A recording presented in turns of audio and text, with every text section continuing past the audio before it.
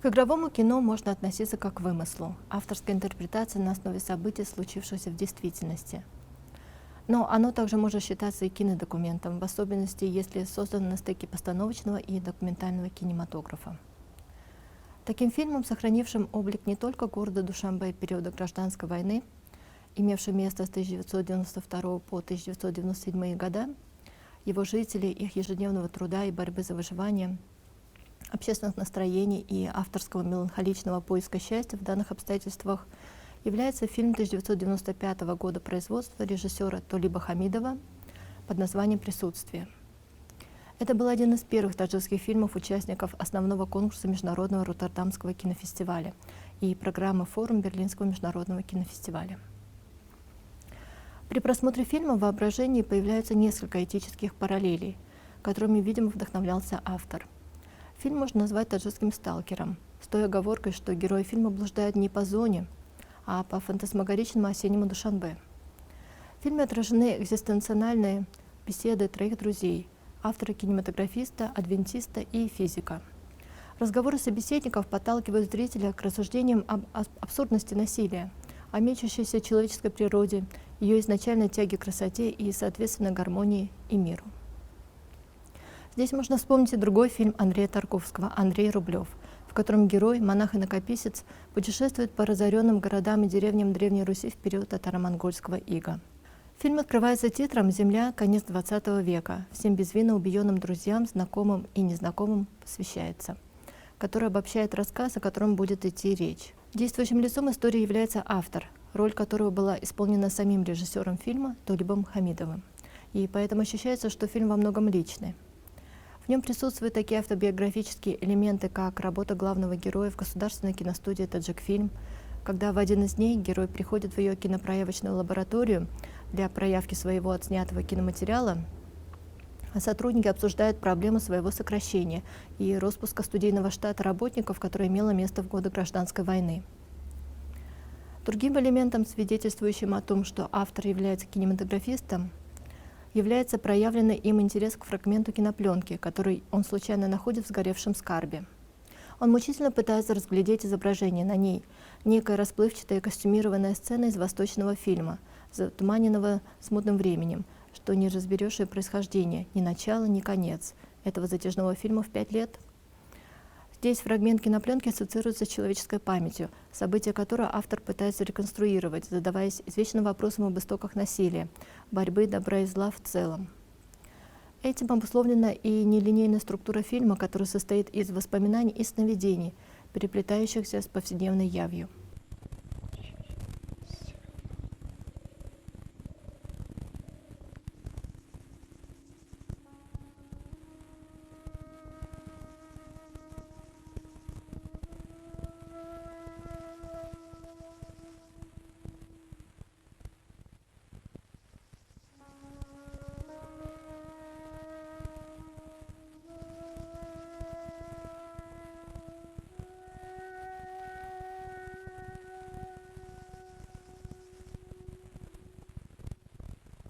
Сюжет картины невозможно свести к односложной истории, так как в нем присутствует несколько сплетающихся повествовательных линий. Автора, именуемого Дервишем, его возлюбленной Бригитты, которая проживает в неведомом благополучном на взгляд Дервиша европейском городке, который тот периодически обращается в письмах из Душанбе, друга протестанта, уезжающего из Таджикистана после обряда крещения, другого друга физика Зафара, воспитывающего малыша, не знающего о том, что Зафар его настоящий отец, а также молодого соседа-бизнесмена, открывшего бар и украшающего его стены видом ночного Манхэттена. На протяжении картины автор тоскует по Бригитте, размышляет над тем, что предпринять для того, чтобы остановить насилие, встречает друзей, идет с ними на базар-толкучку, где собралась большая часть народа. Так автор с друзьями продает пиджаки, собрание сочинений Федора Достоевского, будильник и магнитофон, который так никто и не купил. Дважды на улице автор встречает разгневанного знакомого, роль которого сыграл известный таджикский актер театра и кино, театральный режиссер Бахудур Миралибеков. Смотри. Привет, Аса. Ты слышал? Журналиста убили. Да, к сожалению, это результат противоборства 2 линий. А какие линии? Не надо было изначально раскручивать этот конфликт. Как может дойти до такого, чтобы сами себя, друг друга, свои же? Ты успокойся. Понимаешь, все это издалека исходит, не отсюда. Народом манипулируют. Да кто манипулирует? Что, у самих мозгов нет, что ли? Мы сами во всем виноваты. Ты, я. Это надо понять. Притом знакомые постоянно представлены блуждающими в сомнительных закоулках контрастного черно-белого Душанбе, что можно расценивать, как если бы они блуждали по лабиринту сознания с постоянными мыслями «убьют, не убьют». Из их споров о межтаджикском конфликте мы узнаем о том, что сам автор, его друзья и данный знакомый, которого сыграл Бахадур Миральбеков, являются метисами. В данном случае это еще одна аллегория, к которой прибегает автор для того, чтобы создать образ общества, оказавшегося между двух огней, как в плане гражданского конфликта, так и жертвами переходного, трансформационного периода, когда советское общество постепенно адаптируется к жизни в суверенном государстве. Здесь приходит осознание того, почему Зафар не хочет говорить сыну, что является его настоящим отцом. Причина опускается режиссером, однако к вдумчивому зрителю приходит осознание. Но прав ли Зафар? Неужели ребенок должен вырасти в неведении и нигилизме о своих корнях и в целом историко-культурной преемственности? Автор Дервиш придерживается того, что ответное насилие приводит к новому насилию, к процессу, которому нет конца, тогда как друзья приводят ему в пример ситуацию, в которой враги насилуют женщин его семьи, и чтобы это остановить, ему придется все-таки взяться за оружие. И автору снится кошмар о том, как восторженная Бригитта, напоминающая златовласых Венер с полотен Сандро Боттичелли, приезжает на поезде в Душанбе, и во время отдыха в горах ее крадут пьяные бездельники. Автор бежит за ними вдоль берега реки, девушка кричит от ужаса, однако он не в силах спасти ее. Не сколько от того, что непослушные ноги спотыкаются, а от внутреннего морального протеста рассаживает зло. Наиболее интересным эпизодом фильма являются сцены в проявочной кинолаборатории киностудии «Таджикфильм». Во-первых, потому что лаборатория запечатлена как документ, ее давно не существует, как и данного здания. Во-вторых, эпизод кинолаборатории является кульминационным в фильме, когда автор готовится к первому просмотру своего проявленного материала, и ему приходится смотреть чужой отснятый материал.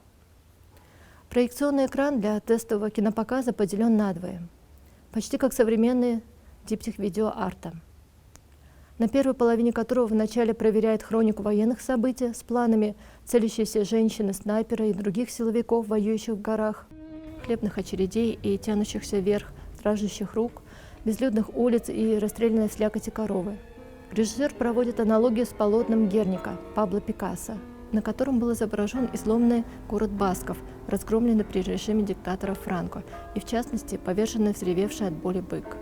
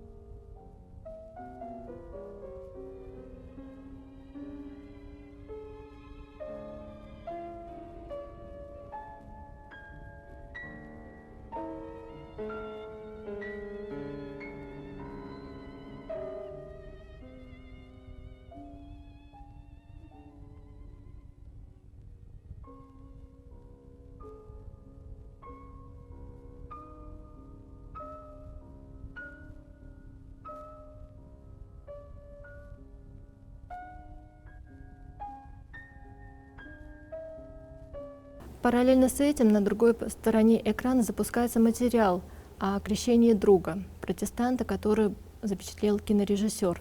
Таким образом, режиссер специально на двух соседних экранах противопоставил хроники смерти и рождения, иными словами, разрушения и созидания, как представляющих бесконечно взаимопроникаемый цикл. Особо выразительны в фильме наполненные грустной поэтикой абстрактные эпизоды, к монтажу которых режиссер подходил именно как документалист. В целом, фактура данного фильма сочетает в себе съемки скрытой камерой в толпе, которая часто была спрятана под мышкой в сумку, и постановочные сцены при участии актеров, как профессиональных, так и непрофессиональных. Например, в эпизодах, фактически снятых как документальное кино, сотрудники кинолаборатории, кинематографисты играли самих себя. Необходимо заметить, что фильм снят очень скромными самостоятельными ресурсами, фактически командой в несколько человек. Фильм периодически снимался 6 кинооператорами, в зависимости от того, кто был свободен на тот или иной момент. Заметно, что фильм отличается большим количеством эпизодов и быстрым ритмом за счет короткой продолжительности каждого плана, что можно было объяснить необходимостью экономить кинопленку во время съемок во время гражданской войны. Операторская работа часто представляет собой ручную субъективную камеру, которая соответствует наблюдающему авторскому взгляду. Как документальное эссе сняты руки, листающие зарубежный журнал, иллюстрации которых о далекой мирной жизни являются контрастом той летописи, которую ведет режиссер, того кинописьма, которое он пишет возлюбленной. Одновременно две реальности – статичные иллюстрации европейских картин, например, «Женщина за столиком в парижском кафе», и документальный репортаж об уличных торговцах и переполненном людьми общественном транспорте переплетаются друг с другом. Аллегории войны режиссер видит свои пробеги по кладбищу, разверзшуюся под ногами землю, опавшие с деревьев на землю листья, словно перезревшие яблоки и людские тела под звуки стрельбы.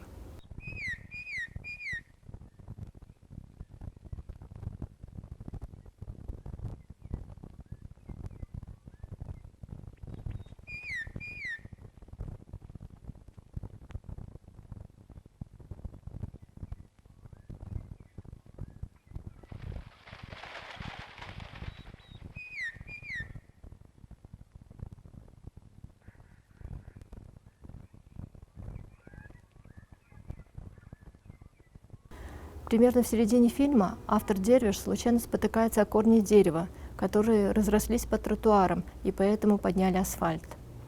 Создается ощущение, что земля бунтует, разверзаясь вновь и вновь, создавая новые трещины, чтобы поглотить нас, чтобы мы вернулись туда, откуда пришли. Данная аналогия является популярной в таджикском кино, вдохновляясь поэзией Омара Хайяма. Само название фильма «Присутствие» можно трактовать и как дыхание, присутствие природы, которое ощущает зритель, и как стремление к документальному отражению атмосферы тех лет для сохранения эффекта присутствия для нового поколения. Таким образом, во время просмотра зритель может задаться вопросом, а не смотрит ли он тот самый фрагмент кинопленки, который нашел автор в самом начале фильма.